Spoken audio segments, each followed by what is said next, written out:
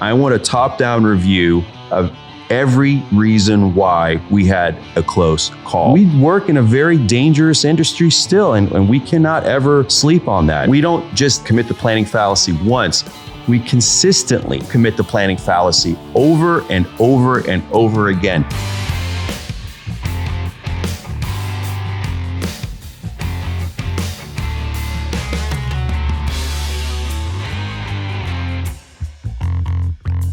Like, it's freaking fascinating to me that like architects, like, all right, explain it how you explained it to me. I'm messing it up here, but like what? I wish you told me. I would have brought the part in the legal contract where, you know, it spells this out. But in general, your insurance carrier will come to your office. Yeah. And they'll tell you, hey, based on your contract, according to the law, and where we see litigation, this is the stuff we need y'all to be particularly aware not to do. Don't say it will be done this way. Don't get on somebody else's job site and direct their workers about safety. That's not your job. Yeah. Don't direct them about how they ought to be going about their job. You're taking on liability for the contractor. Yeah. Do not do that. Okay. And so it breeds a kind of, and I understand it. And I appreciate the law, and I want to be mindful of litigation. The risk is real. It's not to diminish any of that, but it just creates a very defensive and timid culture in terms of, hey, how does that really work? Or how could I do this better? Or you know, we call it over the fence. Yeah. How do you reach your hand across the fence or potentially jump over the fence in an appropriate way? How do you do that? How do you be collaborative? And it's really hard when as you come up, you're being indoctrinated not to assume liability, to walk away from it, to throw your hand and say, that's not my job. That's not my department. So that's where we are today. Well, GCs get trained on the flip side to do the same. Is to walk away from liability. Shed liability. Liability. That's exactly where we've kind of gotten to, is like in a construction culture. But it can't help but create these little gray areas between scopes of work, between design and construction. Yeah. Like, well, I expected you to have this in your design. Why I expected you to do this as a part of your means and methods. And you're both like, you know, looking at each other, pointing fingers. Yeah. Right. It's a big area where there are the leaks in effort and the leaks in data are most visible. Because in that transition, that handoff from one party to another, that's where you're going to lose your data. That's when, you know, we talk about getting all the information to one side of the curve. Well, as you hand off between phases, you see like the quality of the information that's transferred from one project participant to the other, it degrades. And part of that degradation has to do with these kind of walls that liability and sort of accepted practice have set up for us. So I had some means and methods in mind when I was designing it. Wouldn't it be cool if we did it this way?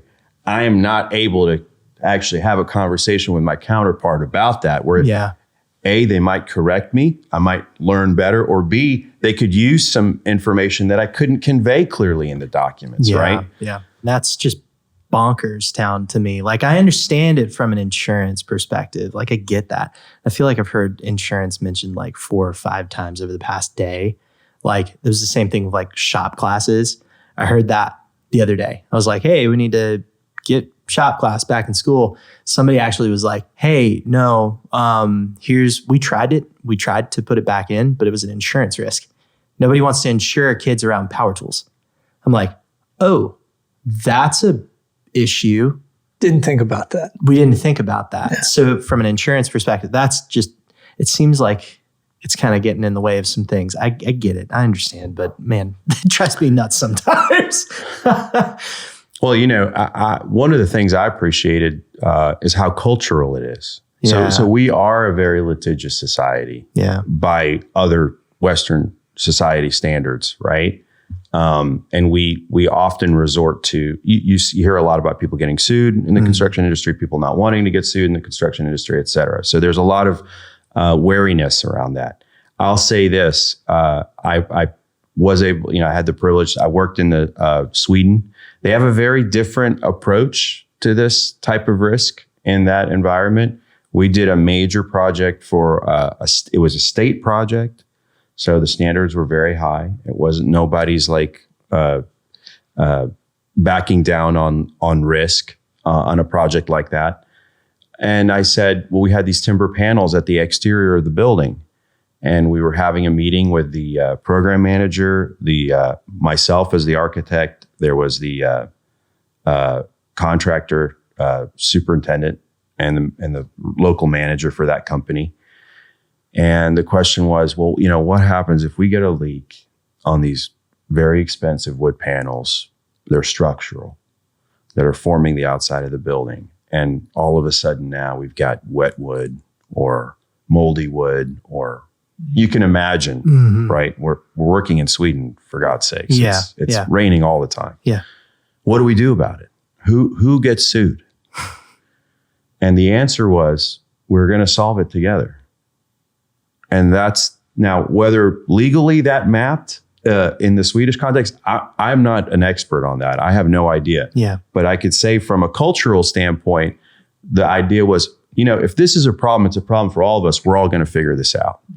And this was my second project I had done with that crew, with that company. And I had every confidence that it would be that way. They weren't just saying, that wasn't just lip service. It really was true. But that was a totally kind of a different cultural mindset. And in fact, in that context, I did a 2-part contract often with that company. And where I worked for the contractor. And they wanted me to work for them. Mm-hmm. They wanted my input. It wasn't that, they were grudgingly giving me this. So that really helped us with the liability, because now I was talking to the guy in charge of means and methods, and I could suggest stuff, but it was his responsibility. So there's ways around this, but they're often cultural, and we have a very ingrained kind of backing away from risk. Let the other party do the risk instead of actually addressing the risk and talking about it directly and collaborating on it. Mm-hmm. I'd argue that by backing away from risk, sometimes there's inherent risk in that. Mm-hmm. Because you're leaving issues uncovered. You're leaving things that can come up and bite you later. And then we'll just argue over whose fault it was. Yeah. And that's this, kind of the litigious nature of how we do business. Rather than, I'm going to go ahead and embrace some of that risk, but we're going to get some of the knowable unknown unearthed now. Yes, absolutely. And that was one of the things after I kind of started my consultancy, I started wondering about, hey, where in our industry, in our economy, do we embrace that risk? Like I know that we have sectors that do that deal with that high level of risk all the time. And is there anything to be learned from that? Because I felt like they could teach us something about dealing with risk directly, or one of the things I started wondering about was we do these plans, and it just felt like the smallest thing could just throw the whole thing off like a house of cards. And I thought, am I just not planning enough? Because I plan a lot. Or is there something wrong with my planning? Or is it my attitude about risk where I have to plan all the risk out of the process instead of building an organization that can handle the risk for breakfast? That this is just what they do every day. And we're all okay with that. We know it's going to be unexpected. And that's kind of what set me off on this little exploration is, who does this? Yeah. Yeah. Well, we talked about like building teams and stuff too, and like building organizations that are really robust. You recently read a book on that sort of topic too. And we talked about it the other day in our pre-call, Eddie, and you weren't really a part of it. I wanted to dive into that though, because I feel like it kind of can go hand in hand, like some of this risk. And there's also, I'm sure there's a fear of failure in some capacities. Like people don't want to fail. They want to take that risk on of being seen as a goat and not the good kind. So what was the book what was that again? I forgot. Yeah. So a little background on this. So I got out of kind of direct production. I was in a more production role, started thinking about opening a consultancy. I was just reflecting on my experience. We had really done stuff in sort of modular offsite prefab that a lot of people were talking about doing. We had actually gotten experience getting projects in the ground on schedule, et cetera.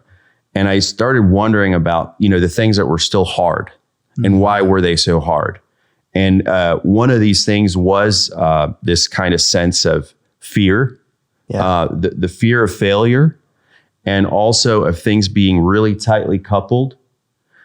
So in regular construction, we've got the critical path, and then you have a lot of things on the critical path that just sort of happen. They don't impact the critical path, but they still need to happen, right? And lead times being what they are in conventional construction, you've got time to do those things, right? Well, what we were selling in that particular job I was working in was the compression of schedule first and foremost. It was speed to market. And as you wring out all the slop of the critical path, everything becomes on the critical path. Everything becomes tightly coupled because you've got no more tolerance built into the schedule for these sub-processes. So everything's got to click. So one little thing can throw off the whole works. It's similar in manufacturing supply chains. If you run out of screws, the whole line will stop. You cannot run out of screws. You cannot run out of the right kind of screws. In other words, you're screwed. There you go. This is awful. I'm so sorry. I'm glad that you reached for it. That was right there. It was right there. It was right there. Had to break the fourth wall for that one too. Look at the camera. Screwed.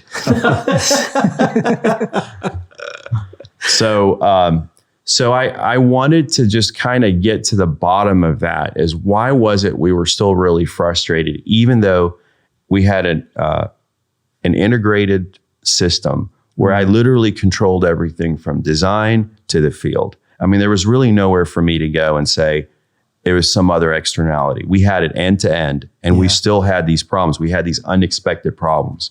And so I started looking at a book called Managing the Unexpected by two researchers, Carl Weick and Kathleen Sutcliffe. And it was really a study of what they call high reliability organizations. So organizations that are in a very critical environment, think about your aircraft carriers, jumper teams, fighting forest wildfires. Okay, these are like the elite teams out there, very dangerous, very dynamic environments. Things like air traffic control, things like NASA, right? And these are organizations we have in the United States that do this kind of very high operational tempo, very safe, very reliable performance over time. What do they know that I don't know about that kind of work? In most cases like that, like they mess that up, people die. Exactly. Right. It's very critical. High stakes. Yeah, high stakes. Yeah. It's not necessarily the case with construction, but money being lost, or heck, even morale, or like people just having a bad go of it at the office one day. I mean, that's part of it as well. Yes. And I think the money, I think you're spot on with that. I think the money is very important because in manufacturing, it's kind of going back to, we were integrating manufacturing construction. In manufacturing, plants are just money burning machines. Yeah.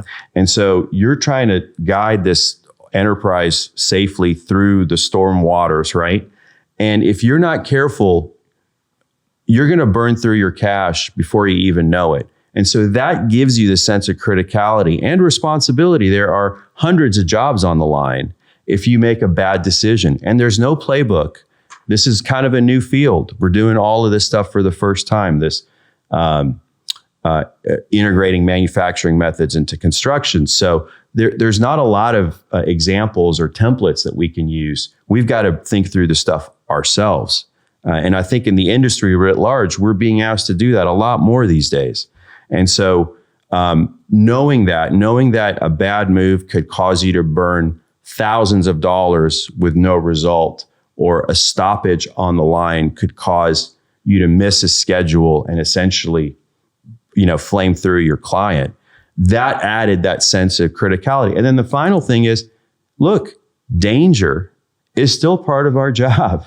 We work in a very dangerous industry still, and we cannot ever sleep on that. Whether you work inside of a plant under roof or you're working on a site, safety is still people still get hurt and get injured and worse in our industry. And that also adds to elevate, the criticality of these things. So all of those things, I realize we're not fire jumpers and we're not aircraft carriers, but we have often similar demands on our teams, and we can learn a little bit from those types of industries. It reminds me of steel in so many ways, and obviously self-servingly so, because that's where we have a lot of experience, but it's a manufacturing-esque atmosphere. The line has to move, and so if something's messed up that stops the middle of the line, production crawls to a halt, and people get really irritated. The number of times I've had a call, and I know you have, the beam's on the line. The beam's on the line. Yeah, and yes, and a fire, man. You stopped, like you were the stoppage for that. Well, stoppage equals a lot of things.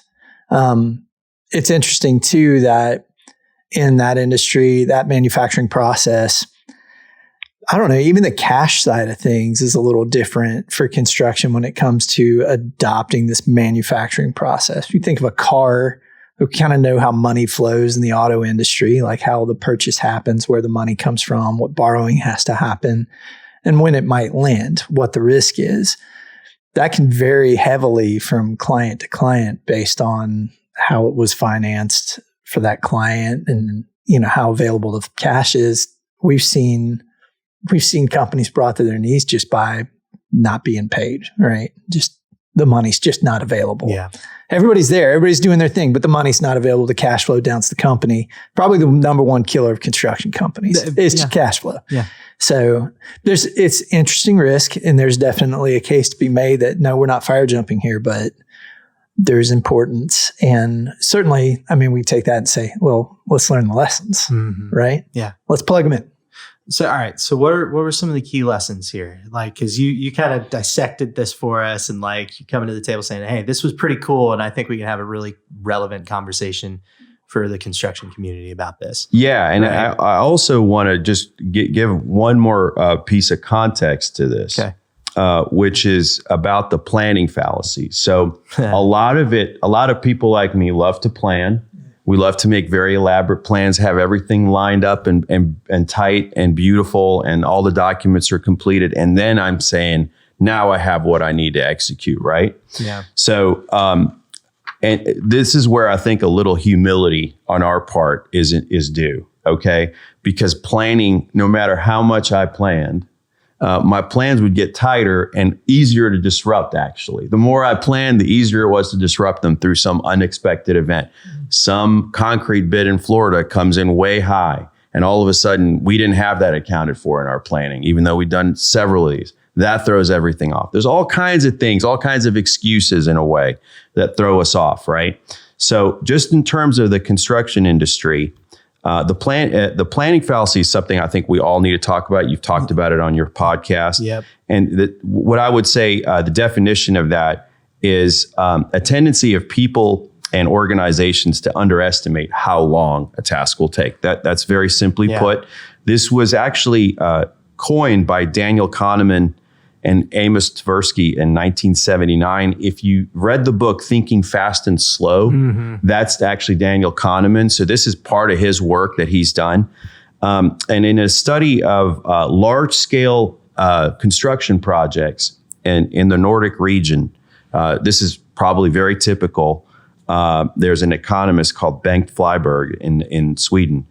He found 44.7% overages on average for rail projects, 33.8% construction cost overages for bridges and tunnels, and 20.4% overages for roads. So we don't just commit the planning fallacy once, we consistently commit the planning fallacy over and over and over again in a way that is very statistically significant and has been studied.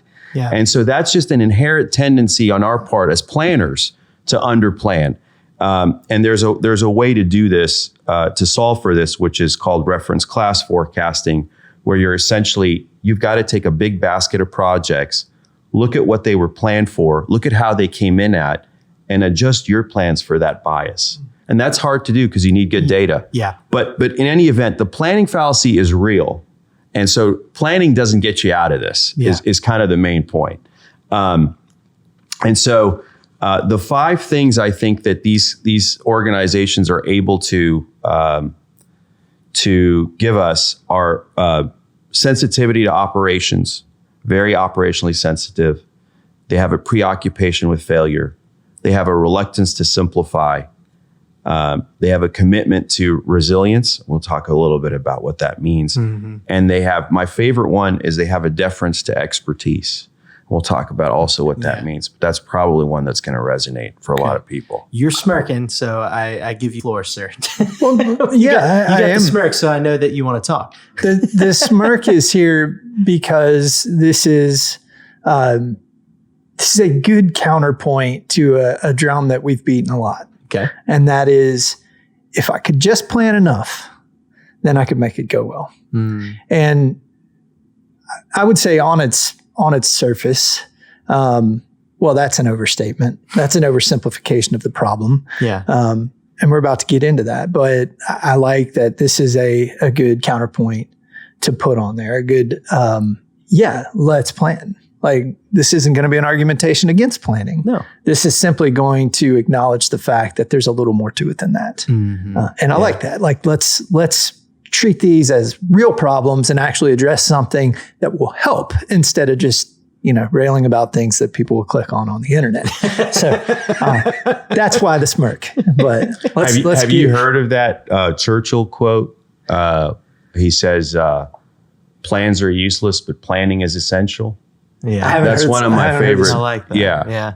And so you need to be, it's almost like fitness. Mm-hmm. You need to be able to stop, drop, and plan at a moment's notice and recognize that 10 seconds later, that plan may need to go out the window and you need a different plan. You just need to be able to do that constantly. Yeah. Well, that's resilience, right? I feel like that's commitment to resilience. That's being able to, push and pull the organization, but it comes snaps back. It snaps back. Yeah. Right? Isn't there a Mike Tyson quote that goes with that too? Mike Tyson? Yeah. Everyone's got a plan until they get punched in the mouth. Yeah. Yeah. I said it. I love that one too. In the faith. Yeah. I hope Mike sees that. I'm sorry. Gives you a call, Tyler. Please don't punch me. Please. I would not survive. I know this. Yeah. Yes, absolutely. I love both of those. I think I'm going to have that on the Modly t-shirt, actually. There you go. So we're talking about resilience. Like, let's give some context here. Like, what sorts of things are we talking about? Like, something on the line, it changes, and like we need to be resilient towards that sort of thing. What are your thoughts there? Yeah. So on the resilience one, the question is, if you're in an environment where you're almost constantly in crisis, and those could very much be for factors outside of your control, how does an organization come back from crisis? How does it maintain its reserves so that it can handle crises? Are you running the organization at full tilt? Are you keeping 20% in reserve in terms of what your capacity is?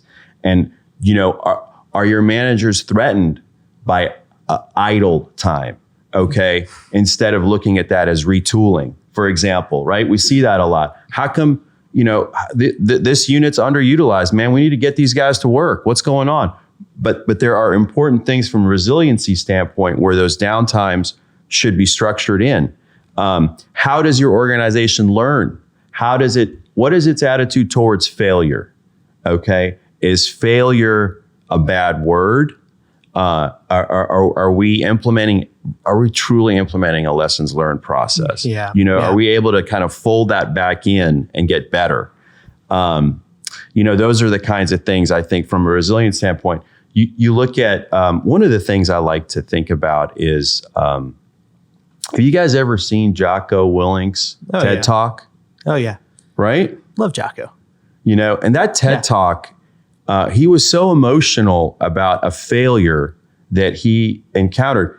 And, I remember hearing it for the first time and thinking, my gosh, what is this failure that this man is, he's so upset, so emotional. He's doing a whole TED Talk about it. It took so much effort. And, all the bad news we'd heard about the Iraq war, his unit made it out okay. In construction terms, he would have been a success, But for him, there were specific failures that were unacceptable. And he took it personally, emotionally. It was a very big deal. It led to top-down reviews for him and his unit, which he did, you obviously never want. And you have to show up to those. I mean, really show up. And so, and then he's able to take his unit, get back in the field, get after it again. That's a resilient organization. Yeah. Yeah. Well, we were talking about Kyle Bucket the other day. Art of Manliness. He was talking about basically they would do drills over and over and over and over and over again. And in some of these drills, they would go in and they would quote unquote kill the leader. What happens? It's like, all right, they go in, they clear a whole facility. One of the trainers walks over and says, hey, team leader, you're dead. Like, you got to sit this one out. And so they got to go to the sideline and see what happens when that second in command comes up and starts leading the team. And that's training for resiliency. That's training for those incidental things of like, hey, what happens when for us, what happens when this person gets sick? What happens when this person goes and gets another job? And the idea of like, we're always running at 100%, we're not able to train for that because like we have no margin left to be able to do things like this. But and even when we do have the margin, a lot of times it's like you're licking your wounds from all the other crap that you just went through. And you just need to rest, So I love this idea of like running at 100% and like what that means to an organization, but also like the idea of resiliency and like how we can start training that into our people. So you were the one that found that though. Like you were initially the one that listened to that interview. Yeah, it was very interesting. Put me onto it. Hoping to get him on the show, but remind me, when I was young, it was like give 110%, give 110%. Like you kind of taught that. Yeah. It was interesting when I got to college here, the coach was like, you need to play 90%. I'm like, what? Like, no, you need to, because in the message was you need to play under control. Like you need to play with a purpose. You need to play with your head screwed on straight. You need to I would rather you play at 90% than hair on fire, just running out of control. And a lot of times that's construction, right? Hair on fire, out of control, just trying to keep the thing from rolling off of the cliff. Yeah. So analogies ensue, I mean, in abundance. But let's talk about marathons. Let's talk about a lot of different things in life. Under control, having some reserve. I mean, these are good things that you don't think about them contributing to your resilience, but they are. That's something it's like having a savings account. In manufacturing, that's something that's of the utmost importance, it feels like, right? Like having the reserve of like, hey, we have 20,000 more screws over here just ready to go. Just you mean like buffer? Yeah, you have a buffer. You build that in, and typical construction projects, like that's not the case. Like we're right there. We're right there at the line. I'm sure there's some cases in which that happen, but like it doesn't feel like it happens often. We're redlining.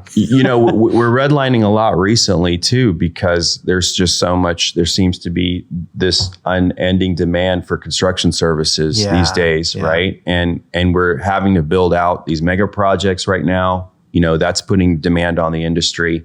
And so one measure of success, hey, my guys, I'm running them full tilt day and night. Yeah. And look at all this money. Meanwhile, your quality's coming down. Your guys are getting burned out. Yeah. Your best guys are typically the ones that'll burn out first, because those are your workhorses, right? Yeah. And what are you doing to extend the life of that operator, and also to provide the operator with the quality that he needs in order to continue operating at a high level? Because your quality of your operations will decline if you keep doing that. If you keep redlining everybody and just like pushing it through, there's no way to maintain focus. And you've got to have good decision making. You've got to have people that are rested. You've got to have, things like decision fatigue are real. Oh God. So how do you guard against that? I felt that when I was managing the team of detailers, decision fatigue, because it's just like people are just pecking at you constantly, just asking questions, just like, what's this? What's that? What's this? And then you're done at the end of the day. I don't have anything else to give. And so, that's a real concern, I think, for a lot of leaders is decision fatigue. Absolutely. We've even had things with just the tempo at which we ask questions. I was in a studio environment where, one of the biggest problems was everybody was constantly being interrupted.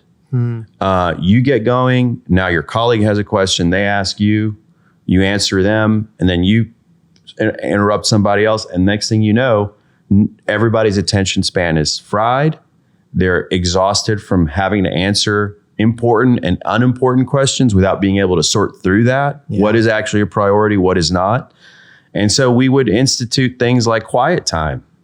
Literally, if you're going to ask somebody a question, the time when we get busy talking to each other is going to be from these hours to this hour. One slot in the morning, one slot in the afternoon. The rest of the time, we're asking you to respect your colleague by letting them work uninterruptedly so they can get productive. That's a way of creating some capacity and resilience. Yeah. So we're just not fried every day, right? Yeah. It's little things like that. It's also bigger things like rotating teams in and out of some kind of training cycle, some kind of off-ramp. As you come off mission, are you sharing what you learned?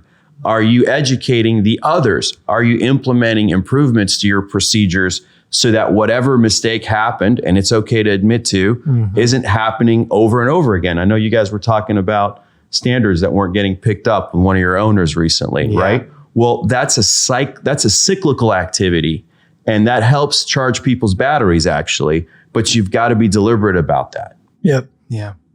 You remember the red Solo cups? I know of red Solo cups, yes. No, like we had the same open offices really contribute to that kind of interruption of schedule. Yeah, those red Solo cups. Yeah, so we just got red Solo cups, and we would put them on a partition when you were underwater and doing a production activity, so everybody around you would respect the fact that it was your quiet time. Right. Mine was always there. And that's the danger of the flip side of that, because you don't have anxiety. Yeah. But now the people that really need to ask you something, they have the anxiety, and that's not fair either. And then they would start to disrespect it, and then the cups went over. And so I like to break systems. They're playing the cup game on. I love putting systems in place, but I also like not abiding by them and breaking them. Yeah, we all do. We all love that. Yeah, it's a good time. Yeah.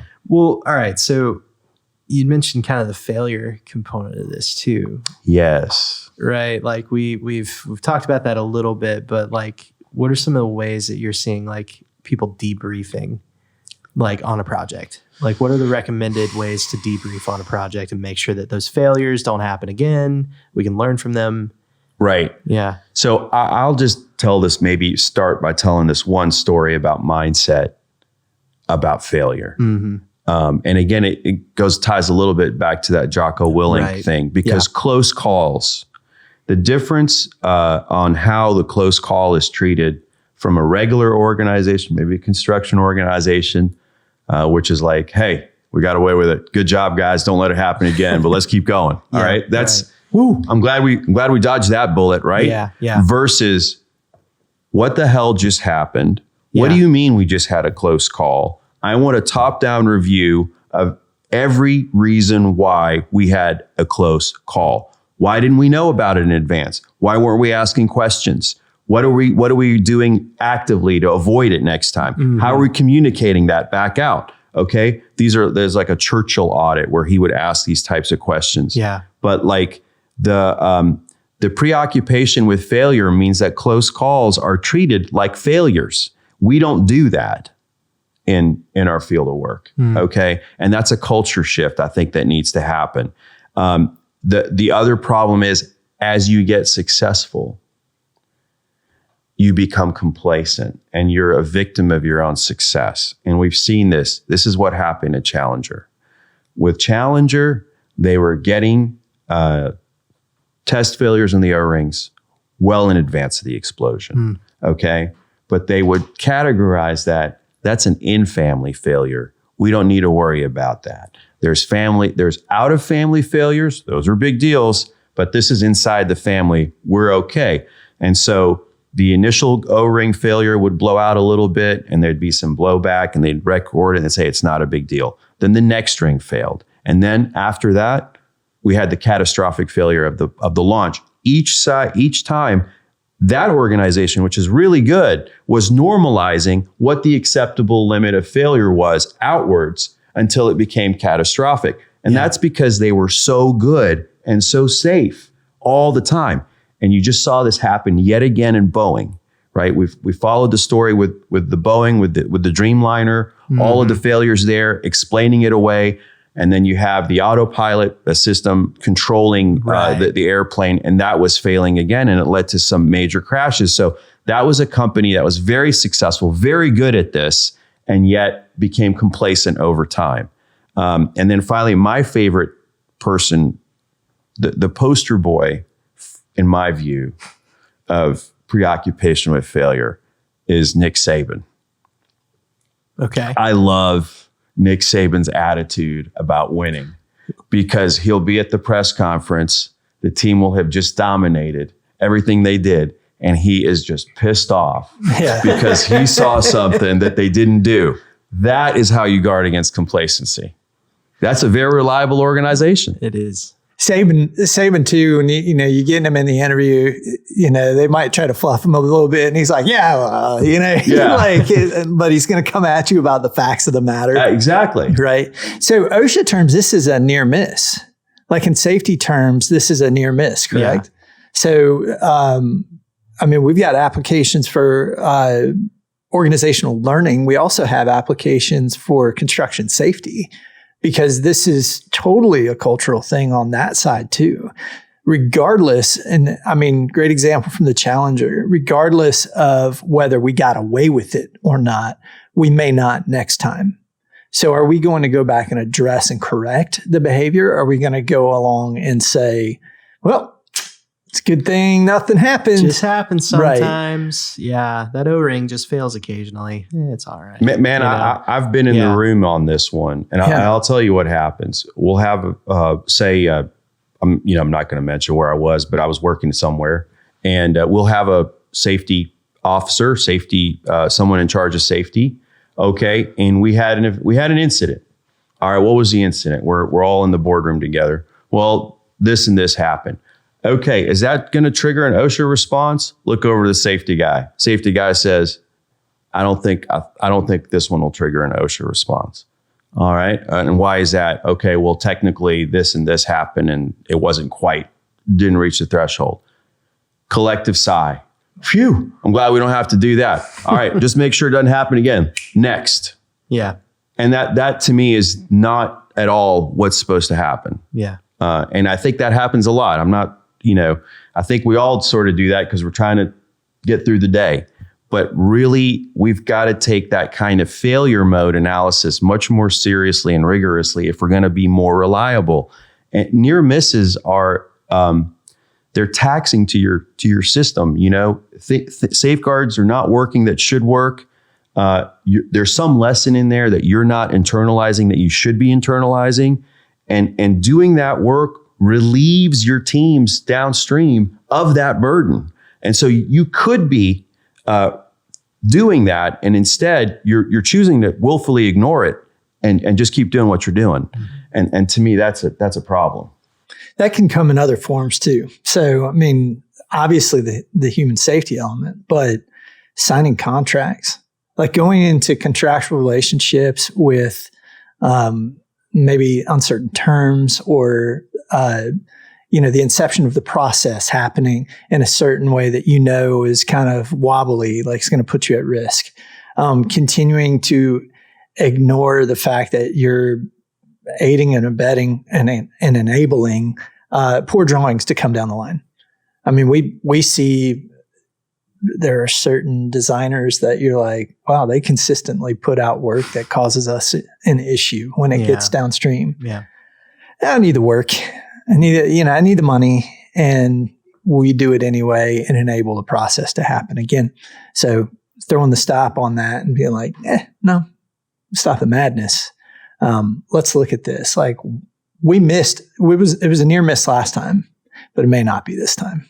And if it's not a near miss, here's the damage. Here's the damage. You have to have a receptive party. And I feel like a lot of times people aren't receptive to hearing like, hey, this didn't go that well. Like this process wasn't very good. In our instance, like with steel, we're talking to a structural engineer or an architect for that matter. And we try to give feedback based off of a previous encounter with them. Or heck, I mean, during that same job cycle, we have another detail that's similar and we try to give that feedback. We've encountered two types. One shuts it down and they're just like, just do your freaking job, shut up, just make it work. And then the other kind is like, oh yeah, let's talk, let's fix it. Like, let's be proactive and try to fix the issues. A lot of this has to do with, leadership too. The leadership bought into all of this, right? And then as a leader, if you're in charge of an org, you can't always decide who to work with. I mean, sometimes you got to take that job and the architect or whoever's unresponsive. So be it. But over time, I mean, you demonstrate your commitment and how you steer your enterprise, and what do you steer it to, and who do you try to do work with. And so over time, I think if you can maintain your values, these kinds of values, then you're going to find yourself in the right kind of company. And I think being able to state and restate and clarify and continuously say, hey, we want to do things differently. This is what we're about in this business. These are the kinds of partners that we think work well with this. And these are the benefits that we think this will engender, right? That's up to leadership. And if you're consistent over time, I think you will find both internally and externally partners that want to work along this line, And it may be that you're able to manage risk at a better level than others. And as a result, you have a higher return or value placed on your services, right? So it's a way of positioning yourself vis-a-vis the conventional. Perhaps everybody else is okay with that and you're just not, and you're going to get more quality work as a result. It's possible. Yeah. Yeah. Well, let's move on, because deference to expertise was something that you kind of seem excited to talk about a little bit. So tee that up for us. What is deference to expertise? Well, I think that's something that we can probably all relate to a little bit, which is sometimes someone in the field will really have the clearest idea of what to do and how to solve a particular problem. And it's often that's also probably recognized by their peers. Right. And so sometimes I think in construction, we run into, well, what's a chain of command? Or have you taken that up the flagpole? Okay, how do you get that back up? And that's where you can lose time. You get frustrated. Communication's really, really hard, or whatever. You can't convey what you're seeing back to HQ. The decision maker won't make a decision. They don't get the urgency. A number of things can happen. What more successful HROs are able to do is they basically can push the authority out into the field, into the most experienced and most directly engaged with the problem without breaking the chain of command. So the way that works is the formal authority goes from whoever's managing it out to the person with the most expertise. And it's there until the crisis or issue is resolved. And everybody understands how this works. This isn't like you're breaking stuff. And once that issue is resolved, the authority transfers back to the regular chain of command. And so operations that know how to do this can flexibly adapt to these situations without necessarily upsetting the apple cart every time. And I've seen in construction where that's been an issue, right? You'll have people fighting about what to do and who should make the call rather than actually solving the problem. So that's not an issue for for, and look at the example of the fire jumper, right? There's no way that a person in HQ is going to be able to dynamically assess what that wildfire is doing. It's best left to the commander in the field, even if they're junior. They're the ones with the ability to see, and HQ gives them their full backing the whole time to back them up 100%. What do y'all think? I mean, I feel like being kind of the history, like I love a good war flick. I love military history. You're going Band of Brothers on this, aren't you? Think of how many movies where you've got the guy in the field that's in the middle of the firefight, and something's going down, and you get the call from the guys, back off of the line, and they're ordering you to do whatever. And there is an instance in Band of Brothers like this where it's, I want you to come back and report what's going on. And, it's usually, respectfully, sir, you can go and, go to heck. And then, hang on, I've got men to lead, and they solve the issue directly in front of him because they can assess that issue. Right. And what happens is you've got respect for the person in the field that engaged the problem, has the wherewithal, knows what's going on around them, and that they're the one that needs to solve that problem. That person back at the tent is out of touch. They don't see what that guy sees. He needs to direct his men. And I do see this in construction. There are many times that we do get hung up in this linear chain of command, and I think we overcomplicate issues as a result of it. The solve could be easier than what we're making it by allowing it to be a little more dynamic.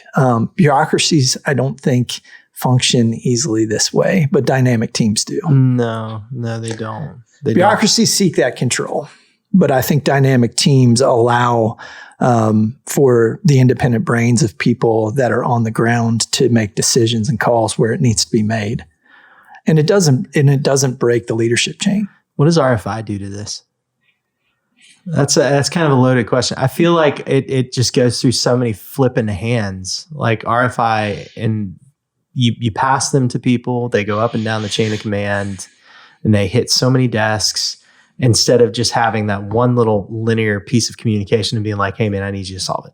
Just fix it. Make it right. Like, I understand the documentation side of it. I get that. But like, I feel like RFI, dude, I freaking hate RFI anyway. It's all good until somebody puts one anchor in the thing that needed 6, and right, so, yeah. I don't think we just completely push off proper construction documentation with this at all. No. I think this is just a call for being able to lead dynamically. Yes. And I would say speed and schedule is kind of one of the anvils that can help drive this, because say you're trying to not lose your schedule gains. It's vitally important. So the answer is, in my view, have rapid response capability for that operator, so that the RFI answer is a piece of support that we can give them in them doing their job. And so having all of that, and that goes back to the resilience piece. The resilience piece is where you start building in these speed gaining, but you want speed without losing any accuracy, right? You want to be able to perform high reps, but like perfectly. So build in those things in your downtime so that your operator, and then designate certain procedures. Hey, if we get into this kind of situation, the way it's going to work is that field team lead, they're going to make the call. All right. And everybody, we're talking about this first as either a lessons learned or something that seems to happen a lot. Now, as an organization, we're learning from it. We're instituting some kind of procedure. Hey, we're going to push the authority down to the person in the field, and we're going to push to have a rapid response on the RFIs. We're going to push our clients or our customers to also understand when this type of thing happens, we need a response within 24 hours, whatever. Okay. And then empower that leader to use that mode right? During the process. Yeah. Hey, we're back. It's whatever he says. We're backing him up 100%. So you need to talk to him, not to me. Yeah. Right. That type of stuff. And I think that's how you can start developing these like dynamic. I love the idea of dynamic teams. That's a really cool term. I think that's exactly what you're looking for. That dynamic team, it pushes back at the thing I call bureaucracy out a lot. Like it's some like easy thing to define. I mean, bureaucracy takes a lot of forms and has a lot of functions. But what I mean by that as kind of a trope is when, one person in the organization knocks the coffee cup over and now nobody can have coffee in the company anymore for the rest of all eternity. Right. One teacher in the school brings a Tupperware in and leaves it in the classroom, and the classroom gets ants, and none of the teachers are ever allowed to have any snack food in their classroom ever again. It's we're going scorched earth instead of directing our attention at the one thing that needs to be address it and move on. That's not dynamic at all. That's just very blanket sweep, very static, we have rules. Don't violate the rules, even if you have reasons to violate the rules. And I mean, there's a lot of good decision making that has happened in the world in violation of rules. Yes. Where somebody kept a good head on their shoulders and said, not in this instance. I need to go around it. And I think you have to people well enough to allow them to have their brain, right? Every set of hands has a free brain. Right. Well, let them use it. Let them use their brains. And I mean, we do that. Within. You were talking, you're advocating for preparation. Like we're preparing for this. Exactly. It's going to happen. Yeah. It's going to happen. It's not going to happen. No, in fact, it is going to happen. Yes, exactly. So now in preparedness, when you can do this, when you can break with the normal chain, break with the normal processes so that you can get something done. Right. Before the concrete dries. I'm in the middle of a pour and something happened. The rebar cage broke right in the middle of the pour. Right. Are we going to stop, let it all dry, and then figure it out? No. We need something dynamic. And that is, so that's you're talking about the difference, but also the expert. The expert's the only guy that has the mix of the experience, the knowledge, and the intuition needed to solve that situation. Micromanaging that expert doesn't improve the outcome. Empowering that expert and recognizing them for being an expert, that's what's really going to make the difference. And you need to be in the business of creating and nurturing expertise if you're in this line of work, in my opinion. So being able to defer to that expertise, trusting your experts in the field and letting them go, and then understanding that they're going to hand back the control at the appropriate time, that's key. I like it. This is good stuff, man. I love it. What was the name of this book again? What was it? It's called Managing the Unexpected. All right. We're going to link. Could be named Managing Construction. Managing Construction. Well, it's always unexpected. That's right. All the time. Yeah, all the time. Seems to not change. We'll add that in the show notes because I think, and I'm going to pick that up too because I haven't read it yet. But I think obviously it's applicable to construction. Duh. We just talked about it for over an hour. Yeah. And I appreciate you bringing the book in and just being like, hey, I'm seeing some of this stuff. I think that hopefully it's going to help some other people think about things and the way that they structure their teams and the way that they operate within their teams. I think that's the biggest call to action, right? Is think through how your teams function, how things are, how dynamic is your team? Is there resilience built into it? How do you guys approach failure? Think through these things. You got to. It doesn't matter if you're actually leading a team or if you're, part of a team. I would suggest too, because eventually you might actually lead a team. Start thinking about these things. Start viewing the leadership. Start asking why. Start asking questions. Let's make this industry better. I think is really the call to action here, right? Multiple calls to action. So many calls to action. Just go do good things, right? Yeah, and I think it's really putting operations front and center in construction, back on the center. Is hey, this is really what we're thinking about. How do we start? Yeah. How do we execute? How do we off-ramp? and we're doing that over and over. We're just getting better at it. So putting that block and tackling the true operations front and center and focusing on that as an organization, I think that's the most fundamental thing. And then making those operations better for everybody, including, our customers and our people. That's really, I think, the call is like, we've got to look at operations. It's really important. Yeah. All right. Well, dude, thanks for coming and joining us today. It was my pleasure. Heck yeah. I know, dude. this is great. It's beautiful studio. Yeah, we like it. It's nice. It's been pretty good. All right, guys, we'll go build something awesome.